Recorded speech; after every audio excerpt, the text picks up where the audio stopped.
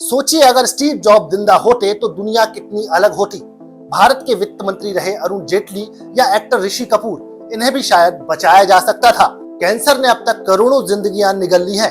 WHO कहता है हर साल करीब 1 करोड़ लोग इस बीमारी से मरते हैं।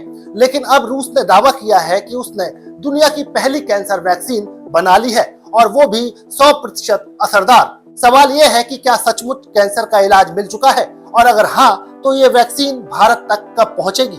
चलिए आज के एक्सप्लेनर में इसे आसान भाषा में समझते हैं। सबसे पहले सवाल यही उठता है कि रूस ने आखिर क्या खोज निकाला जिसकी इतनी चर्चा हो रही है।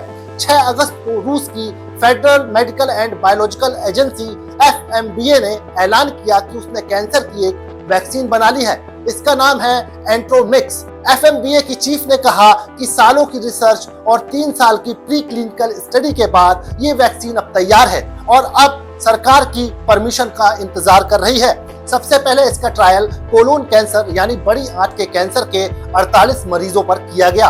अब सवाल आता है कि क्या ये हर तरह के कैंसर पर काम करेगी। रूसी एजेंसी FMBA के मुताबिक एंट्रोमिक्स फिलहाल 3 कैंसर पर असरदार है। नंबर 1 है कोलोन कैंसर यानी कि आंत का कैंसर। शुरुआती स्टेज में ट्यूमर को 60 से 80% तक छोटा करने और कई मामलों में पूरी तरह से खत्म करने में सफल रही है। ये वैक्सीन हर मरीज के ट्यूमर के हिसाब से अलग से तैयार की जाती है। नंबर 2 है ब्रेन कैंसर। इसका एडवांस वर्जन डेवलपमेंट के आखिरी फेज में है।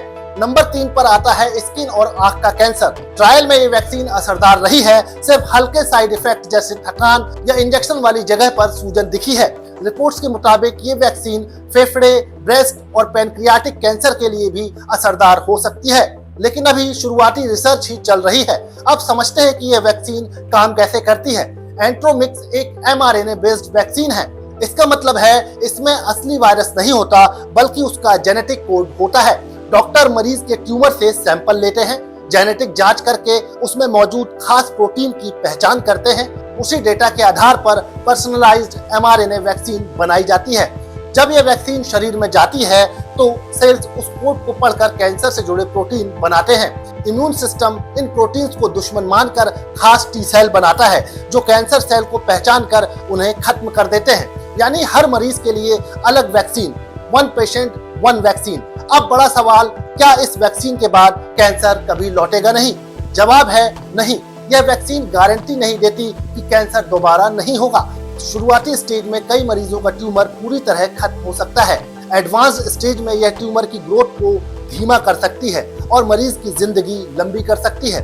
लेकिन कैंसर का दोबारा होना मरीज की उम्र, सेहत, जीन्स और लाइफस्टाइल पर भी निर्भर करता है। एक्सपर्ट्स कहते हैं कि अभी ट्रायल सिर्फ 48 मरीजों पर हुआ है। इतने छोटे सैंपल पर 100% इफेक्टिव कहना जल्दबाजी होगी जब तक बड़े और लंबे समय के नतीजे नहीं मिलते। ये वैक्सीन सिर्फ एक उम्मीद है। क्या भारत में ये वैक्सीन मिलेगी? फिलहाल कोई आधिकारिक ऐलान नहीं हुआ है। भारत और रूस के बीच में स्वास्थ्य क्षेत्र में सहयोग है, इसलिए संभावना है कि यह भारत तक पहुंचे। लेकिन इसके लिए भारत के DGCI से मंजूरी और लोकल ट्रायल जरूरी होंगे। रूस अपने नागरिकों को ये वैक्सीन मुफ्त देगा। भारत में इसकी कीमत प्रोडक्शन, इंपोर्ट और सरकारी सब्सिडी पर निर्भर करेगी। अगर भारत सरकार चाहती है तो उसे राष्ट्रीय स्वास्थ्य मिशन में शामिल करके मुफ्त भी कर सकती है। वैसे आपको बता दें कि दुनिया में करीब 200 तरह के कैंसर हैं। इसमें सबसे आम है ब्रेस्ट कैंसर। अब तक कैंसर का इलाज surgery, chemotherapy, radiation therapy, immunotherapy और स्टेम सेल ट्रांसप्लांट के जरिए होता है।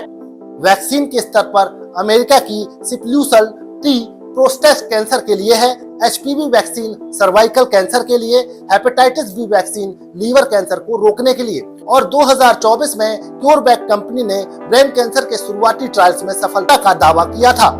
तो क्या रूस की वैक्सीन से कैंसर हमेशा के लिए खत्म हो जाएगा? अभी कहना जल्दबाजी होगी, लेकिन अगर ये बड़े स्तर पर कामयाब साबित होती है तो ये मेडिकल साइंस की अब तक की सबसे बड़ी क्रांति हो सकती है। अब सवाल आपसे, क्या आपको लगता है कि आने वाले समय में कैंसर का इलाज पूरी तरह मुमकिन होगा? अपनी राय हमें कमेंट में जरूर बताएं और चैनल को लाइक और सब्सक्राइब जरूर करें।